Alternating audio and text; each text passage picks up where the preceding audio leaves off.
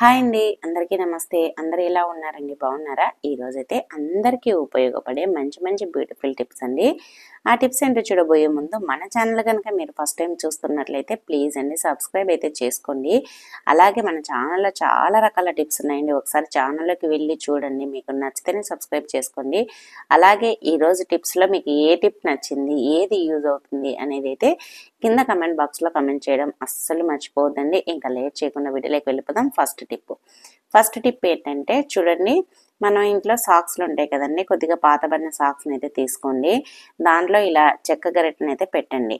ఇలా పెట్టడం వల్ల మనకు ఏంటి యూజ్ అనుకుంటున్నారో చూపిస్తాను. ఇలా పెట్టిన తర్వాత దీనిపైన కొద్దిగా తడిని అంటే వాటర్ని చల్లండి.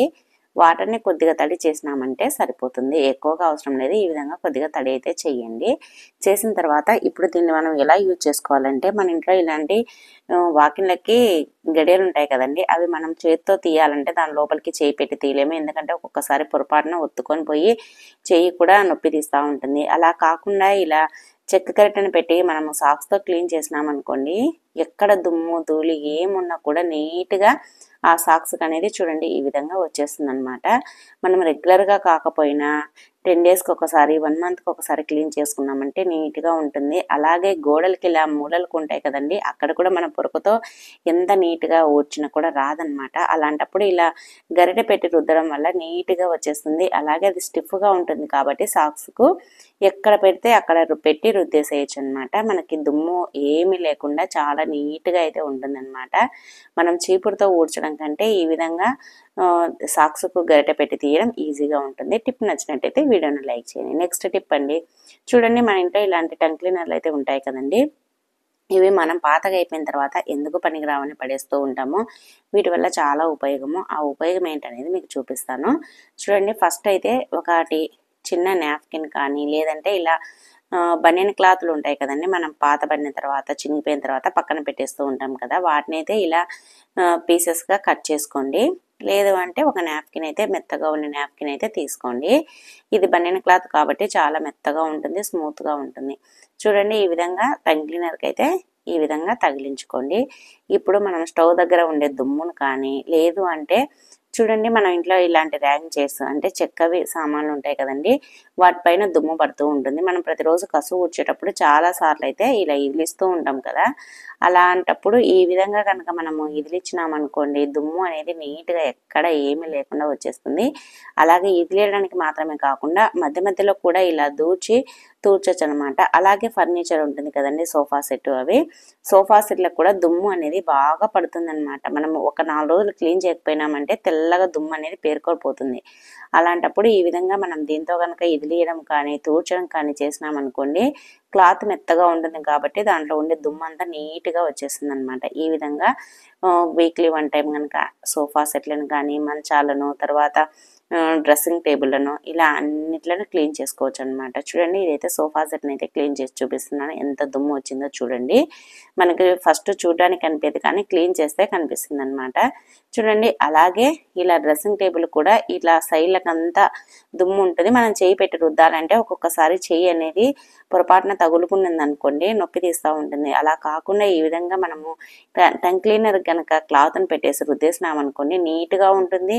మనకి పని కూడా చాలా ఫాస్ట్గా అయిపోతుంది, ఈజీగా అయిపోతుంది అనమాట.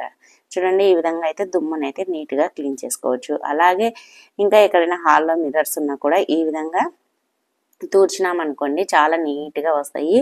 లేదు అంటే కొద్దిగా పేస్ట్ని కూడా అప్లై చేసేసి నీట్గా తూర్చేసేయచ్చు ఇదే క్లాత్ తోటి.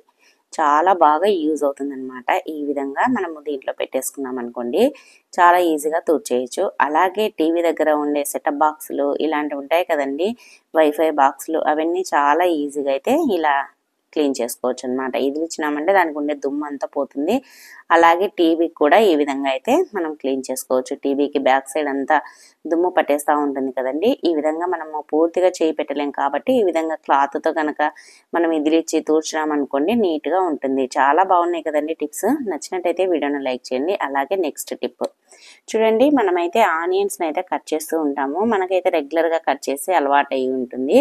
ఇప్పుడే కొత్తగా వంట చేయడం స్టార్ట్ చేసిన వాళ్ళు కానీ, కొత్తగా పెళ్ళైన వాళ్ళు కానీ, లేదు అంటే బ్యాచిలర్స్ కానీ కిచెన్లో వంట చేసేటప్పుడు మనం నాన్ వెజ్ చేసుకున్నప్పుడు రౌండ్గా ఆనియన్స్ అయితే కట్ చేస్తూ ఉంటాము. మనకు రౌండ్గా కట్ చేయడం ఇబ్బందిగా అనిపించినప్పుడు ఇలా ఫోర్క్ పెట్టి దానికి మధ్యలో కనుక ఇలా కట్ చేసుకుంటూ వెళ్ళినామనుకోండి, ఈ విధంగా అయితే ఈజీగా కట్ అయిపోతాయి.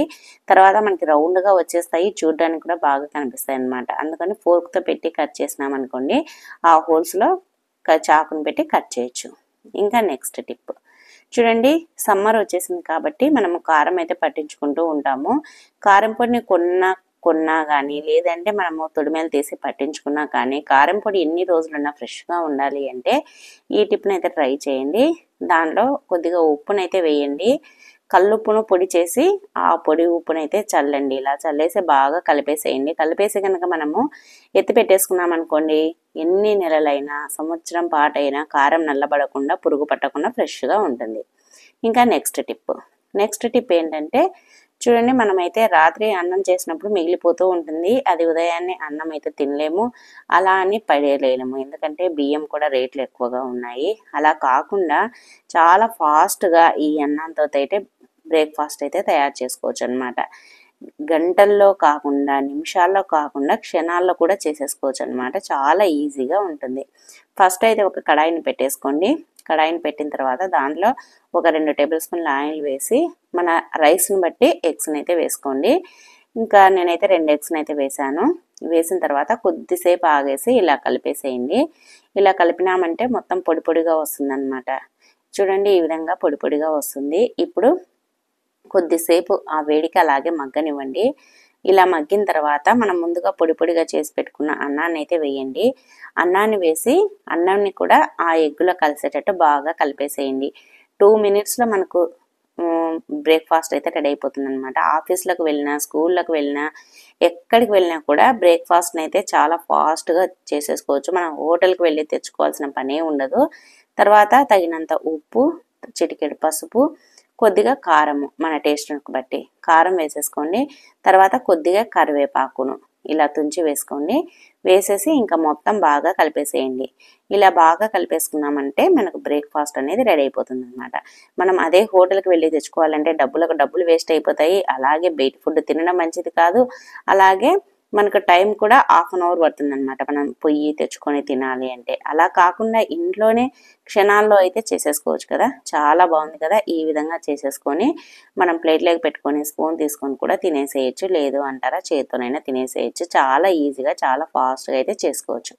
ప్రతి ఒక్కరికి ఉపయోగపడుతుందండి. టిప్ నచ్చినట్టయితే వీడియోని లైక్ చేయండి. మసాలా లేకుండా ఈ సమ్మర్లో అయితే ఈ విధంగా ఎగ్ ఫ్రైడ్ రైస్ని అయితే ఎంజాయ్ చేయండి. ఇంకా నెక్స్ట్ టిప్ చూడండి, మన ఇంట్లో ఇలా రకరకాల క్లిప్పులు అయితే ఉంటాయి. మనం దీన్ని బట్టలు ఉతికినప్పుడంతా ప్రతిసారి మాకైతే మిద్దె పైన ఆరేస్తారనమాట బట్టలు. మనం ప్రతిసారి ఆ డబ్బాని తీసుకెళ్లాలంటే సగం మెట్లపైనే పడిపోతూ ఉంటాయి అన్నమాట వెళ్ళేటప్పుడు ప్రతిసారి.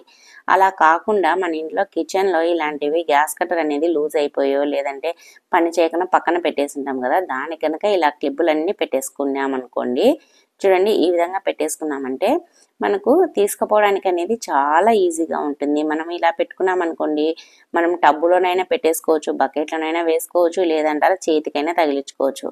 ఇలా మనం మిద్దెపైకి తీసుకెళ్ళినా కూడా మనకు ఆరేసినప్పుడు పెట్టడానికి కూడా ఈజీగా ఉంటుంది. క్లిప్పులు చాలా బాగుంటాయి అన్నమాట. బాగా నీట్గా కనిపిస్తుంది. అలాగే పెట్టడానికి కూడా ఈజీగా ఉంటుంది. తర్వాత మనం ఇంటికి తెచ్చుకున్నా కూడా ఎక్కడ పడితే అక్కడ పెట్టకుండా ఇలా దీనికి పెట్టేసుకొని ఎక్కడైనా ఒక మేకుకు తగిలించుకున్నాం అనుకోండి, హ్యాంగర్ కానీ మేకు కానీ, చూడడానికి కూడా ఒక డిజైన్ లాగా చాలా బాగుంటుంది. ఎంత బాగుందో కదా, నీట్గా ఉంది కదా.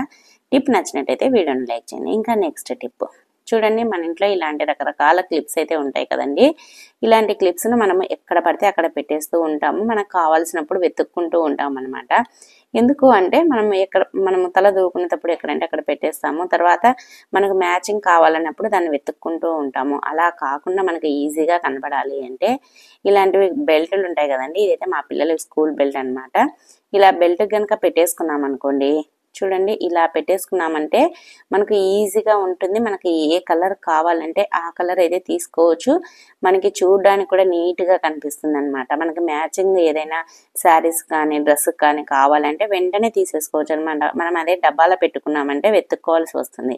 అలా కాకుండా ఈ విధంగా పెట్టేసుకున్నామంటే ఈజీగా ఉంటుంది, చూడడానికి కూడా నీట్గా ఉంటుంది. టిప్ నచ్చినట్టయితే వీడియోని లైక్ చేయండి. ఇంకా నెక్స్ట్ టిప్ అండి, లాస్ట్ టిప్ చూడండి మనమైతే పచ్చిమిర్చి కట్ చేస్తూ ఉంటాం కదా, ఇంకా డైలీ రెగ్యులర్గా అయితే మనము బ్రేక్ఫాస్ట్ గానో ఏదో ఒక దానికైతే స్నాక్స్ గానో ఇవైతే పచ్చిమిర్చి అయితే కట్ చేస్తూ ఉంటాము. ఇప్పుడు సమ్మర్ కాబట్టి మనం పచ్చిమిర్చిని తగిలినా కూడా చేతులు అనేది మంట తీస్తూ ఉంటాయి. మన ఫేస్కు పొరపాటున తగిలినా కూడా ఇంకా మొహం అంతా మంట తీస్తూ ఉంటుంది అనమాట. అలా కాకుండా ఉండాలి అంటే మనం పచ్చిమిర్చిని కట్ చేసేటప్పుడే ఈ విధంగా నిమ్మకాయ, మనం పిండేసిన నిమ్మకాయ తొక్క ఉంటుంది కదండి, దాన్ని పడేయకుండా ఈ విధంగా మనకు చేతి కనుక రుద్దేసుకున్నాం అనుకోండి, మనం తర్వాత పచ్చిమిర్చిని కట్ చేసినా కూడా కారం అనేది లేకుండా ఉంటుంది. అలాగే ఆ నిమ్మకాయలో ఎంతో కొంత రసం అయితే ఉంటుంది పిండినా కూడా, అందుకని ఇలా చేతిలోకి అప్లై చేసుకున్నామంటే నీట్గా ఉంటుంది. ఈ విధంగా కట్ చేసుకున్న తర్వాత ఒక్కసారి సోప్తో కడిగేసుకున్నామంటే అస్సలు కారం అనేది ఉండదన్నమాట. ఇవండి ఈరోజు టిప్స్ అన్ని నచ్చాయా? నచ్చితే వీడియోను లైక్ చేయండి. అలాగే మీకు ఏ టిప్ నచ్చింది, ఏది యూజ్ అవుతుంది అనేది కింద కమెంట్ బాక్స్లో కమెంట్ చేయండి. అలాగే వీడియో నచ్చినట్టయితే ప్లీజ్ అండి లైక్ ఇవ్వడం మాత్రం మర్చిపోదండి. థ్యాంక్ యూ అండి. Thank you for